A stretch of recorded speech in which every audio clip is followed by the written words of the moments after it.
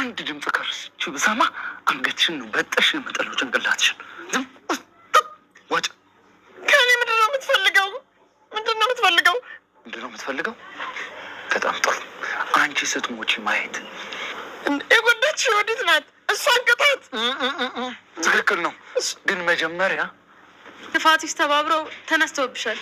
ቅዠት ነው የሆኑብሽ። የወዲት ያየሁትን አውቃለሁ።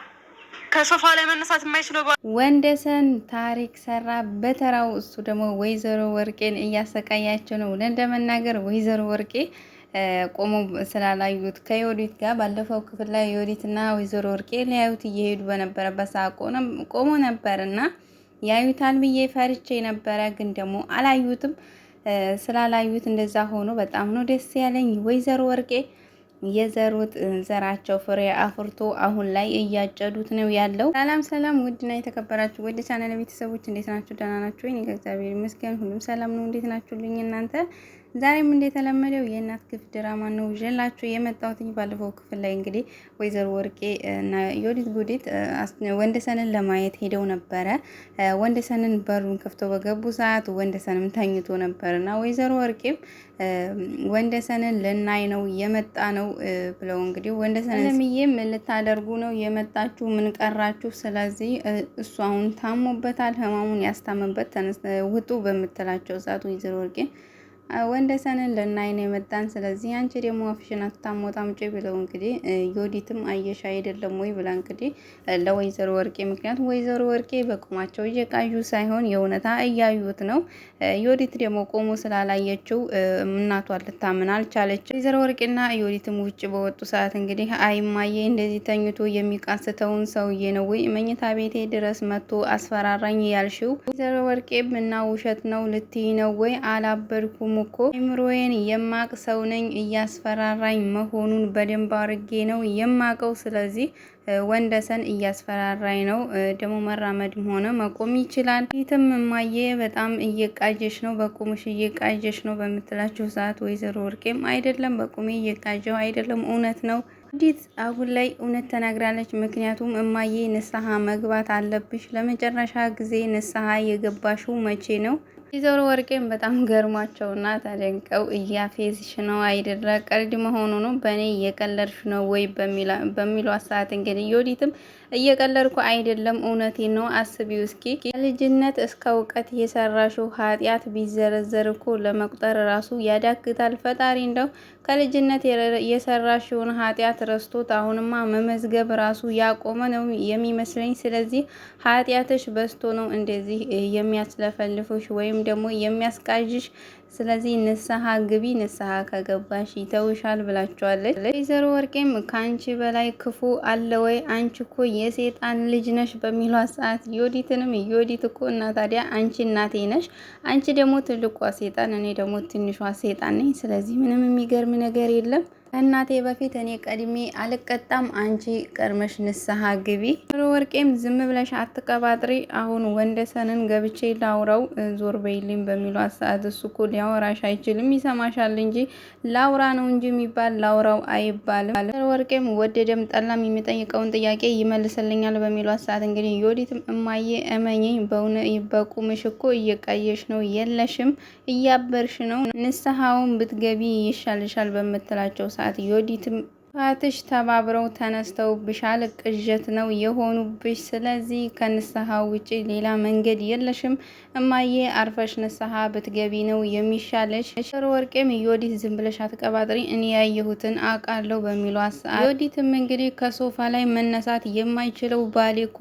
መኝታ ቤቴ ድረስ መጥቶ አስፈራራኝ፣ ዛተብኝ ነው የምትይ። ስለዚህ ይሄ ደግሞ እውነት አይደለም፣ አንቺ እየቃዠሽ ነው። ወይዘሮ ወርቄም አዎ እንደዛ ነው ያልኩኝ፣ አስፈራርቶኝ ነው የሄደ በሚሏት ሰዓት እንግዲህ ዮዲትም እማዬ አንቺ አብደሻል፣ መድኃኒት መጀመር አለብሽ። መድኃኒት ቢባል ማለት ነው። መድኃኒትና ፀሐዬ ግን የት ገቡ? አይተናቸው እኮ አናቅም። አስቻለው ራሱ ጠፍቷል ማለት ነው። ምክንያቱም መድኃኒትም ጠፋች፣ ፀሐይ ያላልኩም። አዎ ፀሐይም ጠፍታለች፣ ምክንያቱም እርጉዝ ነች።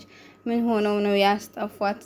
ወይዘሮ አሁን ላይ ወይዘሮ ወርቄ እማዬ ራሱ የሉም። እነዚህ አራቱን ብቻ ነው፣ አለምዬና ወንደሰንን ዮዲትና ወይዘሮ ወርቅዬን ብቻ ነው የምናያቸው ማለት ነው። እና እነ መድኃኒት ቢመጡ ደግሞ የድራማው ድምቀት ነበሩ። መድኃኒትዬም ፀሐይም እንዲሁም አስቻለው እማዬ መምጣት አለባቸው። አሁን ላይ 2ኛ ክፍል ሆኗል።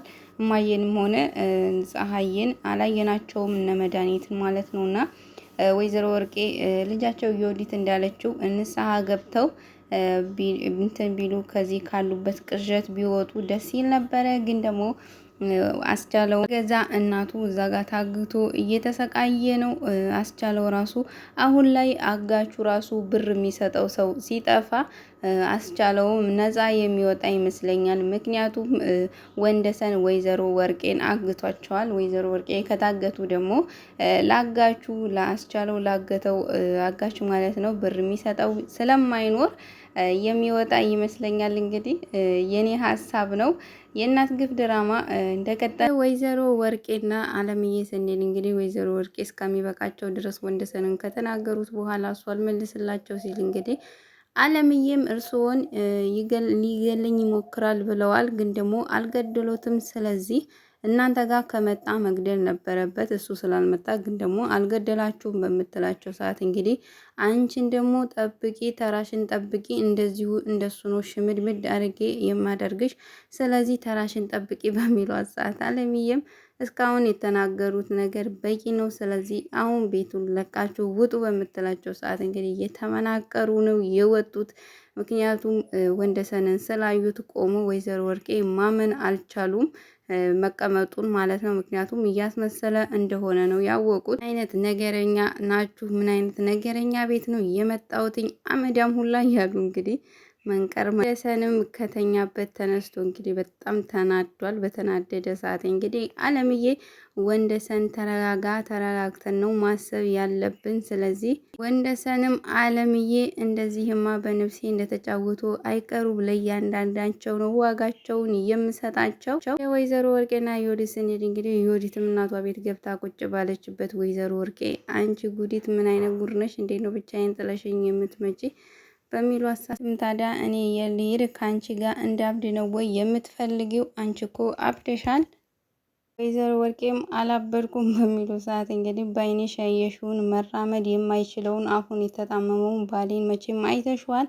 እንዴት ነው ታዲያ ቆሟል ብለሽ አሁን ላይ የምታስቢው? ድረስ መጥቶ አስፈራራኝ ስትይኝ ምን እንዲልሽ ነው የምትጠብቂኝ? ወይዘሮ ወርቄም እንግዲህ ምን አውቃለሁ እኔ እድሌ ጠማማ ነኝ እያሉ እንግዲህ እያለቀሱ ነው። እድሌ ጠማማ ድንቄ እድሌ ጠማማ ሰውን እያስጨነቁ ድልም ጠማማ አለ እንዴ?